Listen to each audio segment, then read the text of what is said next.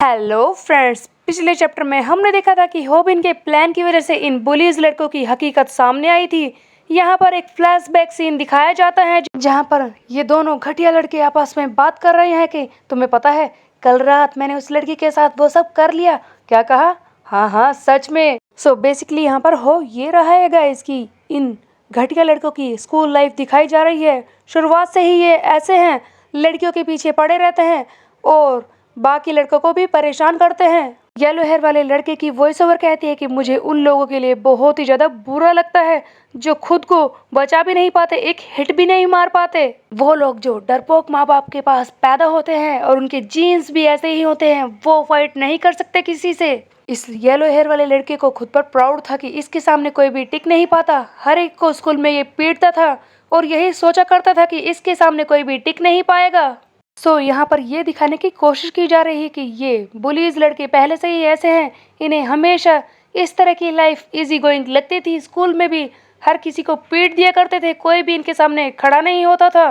क्योंकि ये डरपोक बच्चे जिन्हें हम पीटते हैं वो तो हमसे ज़्यादा अपने माँ बाप को ब्लेम करते हैं कि वो इतने डरपोक आखिरकार है क्यों। गाइज यहाँ पर हो ये रहा है कि उन बुलीज के ग्रुप में से दो yellow hair and brown hair वाला लड़का अपने स्कूल में एक बच्चे को मार रहे हैं और ये भी कहते हैं कि ये लोग कितने बेवकूफ़ हैं, हमसे ज़्यादा तो अपने माँ बाप को ब्लेम करते हैं, हमारे सामने ये लोग टिक नहीं पाएंगे। इनके माँ बाप भी पैथेटिक है और ये उनकी पैथेटिक ट्रॉफी जो हमसे पिटने के लिए तैयार हैं। इसी बीच में हम देखते हैं कि होबिन मार रहा है इस येलो हेयर वाले लड़के को। तो प्रेजेंट में स्टोरी फिर से वापस आ गई है। यहाँ पर इस येलो हेयर वाले लड़के को यकीन नहीं हो रहा कि वो होबिन से पिट रहा है, क्योंकि ये होबिन को लूजर समझता था, बाकी उन लड़कों की तरह ही जो पहले इससे पीटा करते थे। होबिन एक एक किक में इसकी बुरी हालत कर देता है, जिसे देखकर तो ये लड़का भी हैरान हो जाता है कि आखिरकार मेरे साथ हो क्या रहा है, ये सब क्या है। मैंने तो सोचा ही नहीं था कि ये इतना स्ट्रॉन्ग होगा। ये ऐसा तो नहीं कि ये लूजर दिखता है बस, लेकिन अपने स्कूल में सबसे स्ट्रॉन्गेस्ट लड़का होगा। उधर होबिन खुश हो रहा था कि उसके सारे मूव्स इस पर काम कर रहे हैं और वो कॉन्फिडेंट था कि वो इसे पीट पाएगा।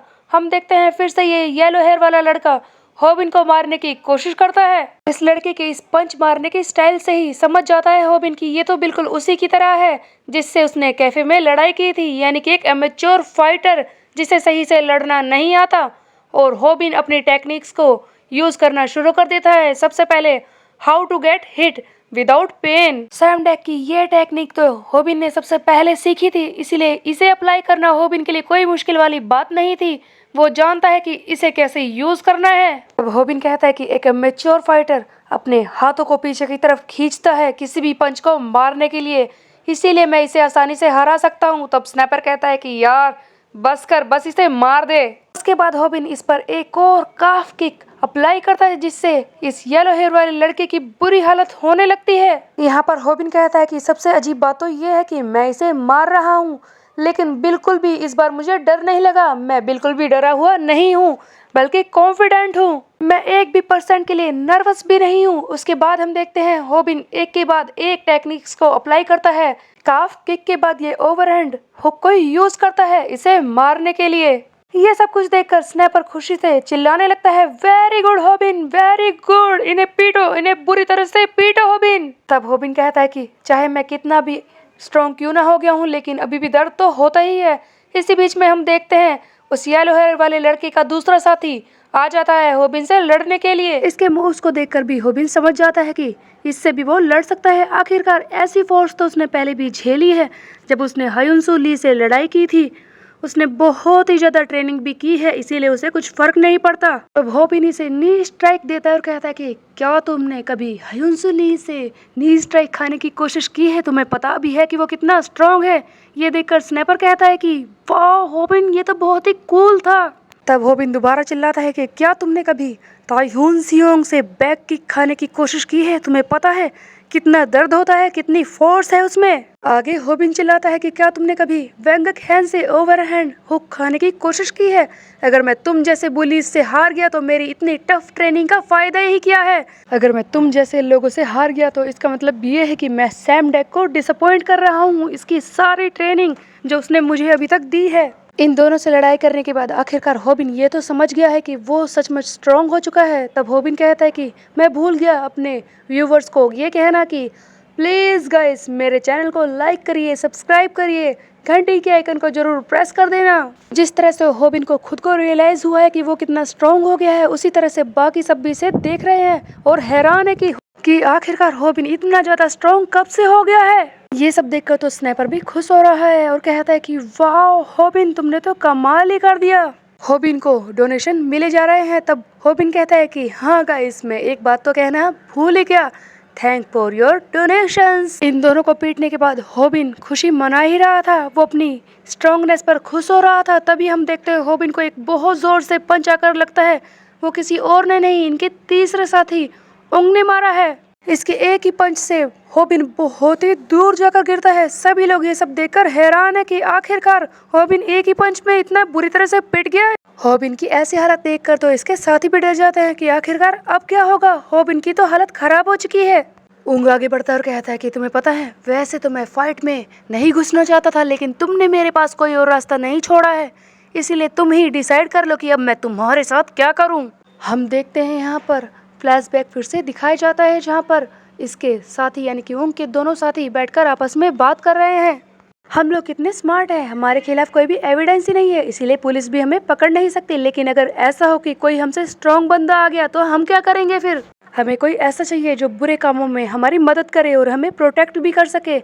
तभी हम देखते हैं यहाँ पर उंग आ जाता है, जो कहता है कि ओ तो वो तुम दोनों हो जो सारी गड़बड़ कर रहे हो। ये है डोंगबैंग हाई स्कूल का सबसे टफेस्ट गाय जिसका नाम है जी उंग पार्क। ये दोनों बुली लड़के तो पहले से ही गलत कामों में लगे हुए थे और तब इनके साथ ज्वाइन हो गया था उंग पार्क, जो इनके हर एक गलत काम में इनका साथ देने लगा, इनकी फोर्स बन गया था वो, क्योंकि ये काफ़ी स्ट्रॉन्ग है और इसके खिलाफ कोई भी खड़ा नहीं हो पाता। तभी हम देखते हैं यहाँ पर प्रेजेंट का ये सीन कि होबिन दोबारा से खड़ा हो चुका है, जिसे देखकर उंग भी हैरान रह जाता है आखिरकार यहाँ पर हो क्या रहा है। उसके एक पंच खाने के बाद इतनी फोर्स से होबिन फिर से खड़ा हो गया उससे लड़ाई करने के लिए। तब होबिन कहता है कि हाँ मैं खड़ा हो गया क्योंकि मैं हार नहीं सकता। वैसे भी जब इसने मुझे पंच मारा था उसी वक्त मैंने रियलाइज किया था कि ये एक कॉम्बैट स्पोर्ट में सीख चुका है, ट्रेनिंग ले चुका है, और वो कोई ऐसा वैसा स्पोर्ट नहीं है जिसमें इसने कॉम्बैट ट्रेनिंग ली है।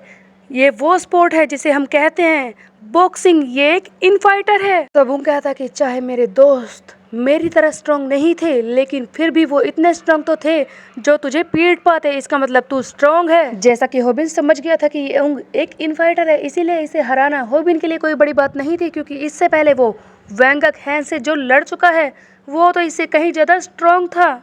एक बॉक्सर को हराने की ट्रेनिंग तो वो पहले से ही सैम डेक से ले चुका है। सैम डेक ने इसे सिखाया है कि किस तरह से एक इन फाइटर को हराना है। और फिर हम देखते हैं यहाँ पर होबिन सैम डेक की ट्रेनिंग के हिसाब से अपने दोनों पैरों और दोनों हाथों का इस्तेमाल करता है। वही मूव जो हमने पहले देखी थी उसे अप्लाई करने की कोशिश करता है। ये सब देखकर स्नैपर भी समझ जाता है कि होबिन इस तरह से बार क्यों कर रहा है, इस तरह से मूव क्यों कर रहा है। इसका मतलब इसका ओपोनेंट एक बॉक्सर है जिसे वो आसानी से हरा देगा। उधर होबिन भी सोच रहा है कि हाँ सही कहा, मेरा ओपोनेंट एक बॉक्सर है जिसे मैं आसानी से हरा सकता हूँ, लेकिन बस यहाँ पर एक ही प्रॉब्लम है कि मुझे वो सब कुछ करना होगा, वो सारी मूव्स जो मैंने पहले वेंगक के खिलाफ अप्लाई की थी वो सब करनी होंगी। मुझे इसे पहले टैकल करना होगा, गिराना होगा, फिर इसे पीटना होगा, लेकिन ये सारी मूव्स मैं कैसे अप्लाई करूँगा क्योंकि मैं पहले ही 2 लोगों से लड़ चुका हूँ और मैं बुरी तरह से थका हुआ हूँ। क्या मैं इस तीसरे पर्सन को उस तरह से उस फोर्स से टैकल कर पाऊंगा, उसे फ्लाइंग नी स्ट्राइक मार पाऊंगा जिस तरह से मैंने वेंगक हैन को मारी थी। उधर उंग सोच रहा है कि होबिन इससे लड़ने के लिए इसलिए नहीं आ रहा क्योंकि वो डरा हुआ है। तब होबिन कहता है कि मेरे पास कोई और चॉइस नहीं है, चाहे मुझे कितनी भी चोट क्यों ना लग जाए, मुझे जाना ही होगा, मुझे इससे लड़ाई करनी ही होगी। उसके बाद हम देखते हैं यहाँ पर होबिन सैम डेक की सिखाई हुई वो टेक्निक्स जिससे वो बॉक्सर को पीट सकता है उन्हें यूज करने की कोशिश करता है और कहता है कि सबसे पहले मुझे इसे टैकल करना होगा, गिराना होगा, ताकि मैं फ्लाइंग नी स्ट्राइक के साथ इसे खत्म कर सकूं। सबसे पहले हॉबिन अप्लाई करता है सिंगल लेग टैकल, जिसे देखकर सब शॉक में रह जाते हैं क्योंकि एक ही सिंगल लेग टैकल में हम देखते हैं उंग बुरी तरह से जमीन पर गिर जाता है। जबकि सैम डेक ने तो कहा ही था कि तुम क्या जानते हो सिंगल लेग टैकल के बारे में, जबकि तुम्हारे ओपोनेंट को पहले से ही पता है कि तुम क्या करने वाले हो, तो तुम्हें कितना फोर्स अप्लाई करना है। हॉबिन खुद भी हैरान हो जाता है कि ये एक ही बारी में नीचे कैसे गिर गया। सचमुच क्या मैंने ये किया है? मैं इतना स्ट्रांग हो गया हूँ? मेरे दिमाग में तो ये बात भी नहीं थी ये एक ही बारी में गिर सकता है। मैं तो इस पर अपना टैकल अप्लाई करने के लिए सोच रहा था, उसके बाद फ्लाइंग नी स्ट्राइक, लेकिन इसकी तो अभी से बुरी हालत है। ये सब देखकर गियोल हैन खुद को रोक नहीं पाती और चिल्लाती है कि वेंगक हैन पर यह टैकल काम नहीं आया है क्योंकि वो वेंगक हैन है। तुम्हें पता है क्या? ऐसा कौन सा बॉक्सर होगा जिसे ये पता होगा कि टैकल को किस तरह से रोकना है? यहाँ पर बस वेंगक जैसे इनक्रेडिबल बॉक्सर ही हैं जो ऐसा कर सकते हैं, इसीलिए तुम उससे जल्दी से जीत नहीं पाए थे, समझे? तब हॉबिन फाइनली रियलाइज करता है कि ये टैकल उस वेंगक हैन पर काम नहीं आया क्योंकि वो बाकी सब बॉक्सर से अलग है, उनसे कहीं ज्यादा स्ट्रॉन्ग था जिसे मैं हरा चुका हूँ। तब हॉबिन चिल्लाता है कि अगर यहाँ पर ऐसे भी लोग हैं जिन्हें मैं आसानी से हरा सकता हूँ तो मुझे इन मॉन्स्टर से भिड़ने की कोशिश क्यों करनी पड़ी?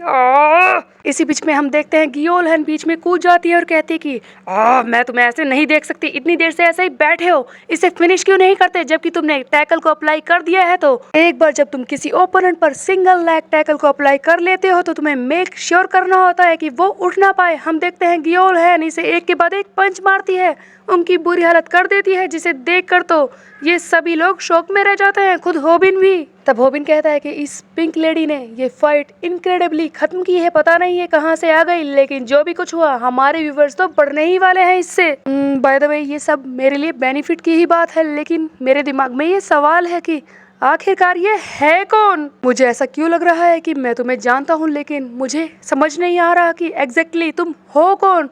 गियोल हैन अपनी फ्रस्ट्रेशन निकाल रही थी उन पर। जाते जाते गियोल हैन कहती है कि वैसे ये सीक्रेट है कि मैं कौन हूँ, लेकिन हाँ मैं कोई ऐसी हो सकती हूँ जो तुम्हें मरा हुआ देखना चाहती है, याद रखना। इस बात से हॉबिन खुश रहता है और कहता है कि ओह ऐसा कोई जो मुझे मरा हुआ देखना चाहता है, मैं समझ गया ये कौन हो सकता है। कितनी इंटरेस्टिंग बात है कि मेरे पास भी ऐसा स्टॉकर फैन है जो मुझे ऐसे पीटना चाहता है, दर्द देना चाहता है। क्या बात है, मैं तो पॉपुलर हो रहा हूँ इसका मतलब। इसी बीच में हम देखते हैं खड़ा होने की कोशिश करता है और कहता है कि उस पिच की वजह से मैं सीधे खड़े भी नहीं हो पा रहा।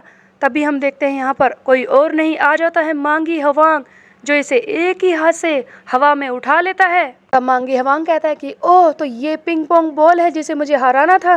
वैसे थोड़ा देर तो हो गई मुझे, लेकिन हाँ जैसा कि देखा जा सकता है मैंने फाइट खत्म कर दी है क्योंकि मैंने इसे एक ही हाथ से उठा लिया है। सो गाइस आज की हमारी स्ट्रीम खत्म हुई, उसके बाद हम सीधे देखते हैं सीन जहाँ पर हॉबिन घर आ चुका है और अपनी मॉम से पूछ रहा है कि मॉम मेरी ईयरबुक कहाँ है। तब मॉम कहती है कि क्या तुम्हारी ईयरबुक? तब हॉबिन कहता है कि हाँ वो मैंने वार्डरोब में रखी थी लेकिन वो फिर से फ्लोर पर है। तब मॉम कहती है कि वो मैं तुम्हें बताना भूल गई, तुम्हारा वो दोस्त ताइहुन सियोंग आया था, वो बार बार तुम्हारी ईयरबुक को ही देखता है। वैसे मैं बता दूं तुम्हारा वो दोस्त काफी अच्छा है, वो काफी पोलाइट है और मुझसे अच्छे से बात करता है। तब हॉबिन कहता है कि हाँ रियली मॉम, ऐसा कौन सा दोस्त होगा जो अपने ही दोस्तों को पीटता है। उसके बाद हम देखते हैं ताइहुन सियोंग का ये सीन जहाँ पर हॉबिन की वॉइस ओवर कह रही है कि क्या बात है ताइहुन सियोंग, ऐसी क्या चीज है जो तुम बार बार मेरे घर पे आते हो और बार बार मेरी ईयरबुक को चेक करते हो। हम देखते हैं ताइहुन सियोंग के हाथ में इस हॉबिन की एक फोटोग्राफ है जिसे ये घूर रहा है। हॉबिन की इस फोटो को देखकर ताइहुन सियोंग कहता है कि ये सिर्फ जादू ही हो सकता है, वरना एक जैसे दिखने वाले ये दो लोग कैसे हो सकते हैं? ये तो बिल्कुल हॉबिन की तरह ही दिखता है, या फिर मैं ये कहूँ कि हॉबिन इसकी तरह दिखता है। और इसी बीच में होती है एक न्यू एंट्री जिसकी फोटो हमें दिखाई जाती है जो हॉबिन की तरह ही दिखता है। इसका नाम है डू उन ली। सो गाइस अब कहानी में क्या ट्विस्ट आने वाला है, let's find out in next chapter. तब तक के लिए मेरे चैनल को सब्सक्राइब कर ले, बेल के आइकन को प्रेस कर दे। फिर मिलते हैं, बाय बाय।